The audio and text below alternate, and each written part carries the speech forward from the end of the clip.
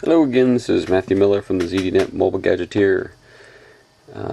Last week I posted a unboxing and first impressions of the HP iPAQ 910 Business Messenger. I thought it was Business Manager. And I wanted to kind of shoot a little video as I add some of my 1 week or so thoughts on the device. As you can see, this particular device is a prototype and not for sale, so there are some issues, but I've only found one issue that I'll talk about shortly. First, just kind of taking a look at the hardware. I have some pictures of it, but as you can see, it's kind of a piano black glossy keyboard with white and blue highlights on it. It's got a email key, OK, start, and calendar, along with the left and right soft key and the send and end keys around the directional pad. That's that hardware there, and then it's a rather small touch screen, 320 by 240 touch screen on there. Around this side we've got some great features. We've got the scroll wheel with pressing in on it is an action button, and over here is an OK button. Haven't used that too much myself. On this side we've got this is a voice dialing application, or you can customize that, and right here is the volume up and down. Over here we have a couple doors, one for a mini USB for charging the device up, and also for, I believe, for the headset connector that comes in the box. And here we have a micro SD slot, and as you can see inside there, I've got an 8 gig micro SD HC that works perfectly. So the front is kind of a glossy black with a lining of silver around it, and then we've got this other band around it that seems to be fairly substantial. Also on top is a reset button and the power key. Around the back we've got that soft touch kind of rubber feel, showing the 3 megapixel camera with a LED flash, so it's a constant flash, not a flashing type of camera flash, and the back cover. Now I'm going to show this because it's quite substantial. This is the battery on this device. As you can see, it takes up almost the entire back of the device, and it is 1940 milliampere battery. And also what's kind of interesting is the stylus is in the cover, not on the device itself. So there's the stylus right in the cover. Which we'll move to that after I slide this back on here. Let me show you the stylus. It slides out here, and this has to be reminds me of the good old HP iPAQ days. Look at how long that stylus is. That is just about as long as the device. Very nice length to it. It's got some heft. It's metal. Very nice stylus. One of the best I've seen in recent times. So that's a look at the hardware. Let me go ahead and turn off this overhead light. It'll kind of give you an idea for the backlighting on the keyboard. As you can see, let's tap it here again. As you can see, it is quite well backlit with white and blue highlights, and pretty much every character is viewable, and the directional pad has some white dots around it actually. And let's go ahead and move on to the home screen. So here we are on the default Today screen. Soft keys are actually interesting. It's Internet Explorer on one and Contacts on the other. And if I was to go to the Start menu, I can see there's a couple applications. Google Search and Google Maps are actually loaded into ROM. Not quite sure I like that since they get updated, but it's nice to see that they're in there, since this device does have HSDPA, Wi-Fi, and integrated GPS receiver. And let's start off with taking a look at programs.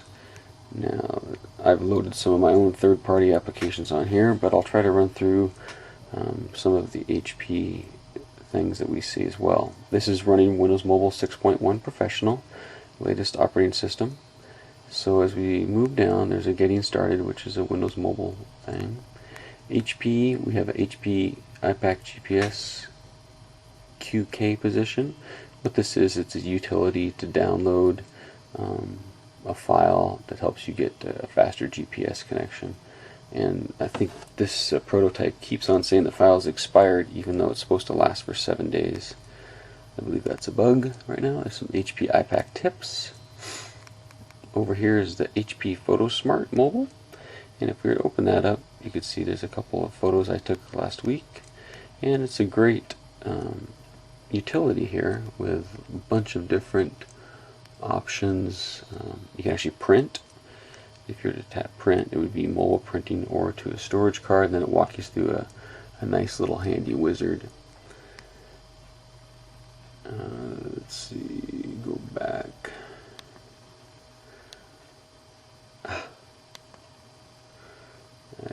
I can't, it's hard to see what I'm doing here behind the camera, so let's go move right here. Go ahead and cancel. Okay, so we come back here and we see some options. There's options for sending, organizing. You can actually, assign to contact, tools, enhance the document, which goes through an editor that enhances the picture.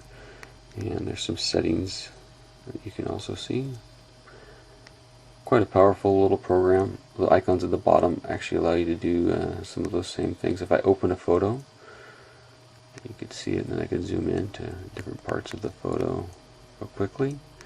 As you can see, this is quite a responsive device. I believe in the original announcement it said it was going to be a 500 megahertz processor, and it'd be a Marvel 400 plus megahertz processor, which is very, very snappy, and I'm finding it to be quite stable as well. So far I'm very happy with it. I'm actually considering purchasing this device. There's the HP Print Smart Mobile utility that comes with internet sharing, which I still need to try for one of the readers that was asking about that. But as you can see, it's the new utility from Windows Mobile that you can either use with USB or Bluetooth and turn your device into a modem for tethering to a PC. I did load Opera browser myself. Let's see, moving down, we see pictures, videos, remote desktop.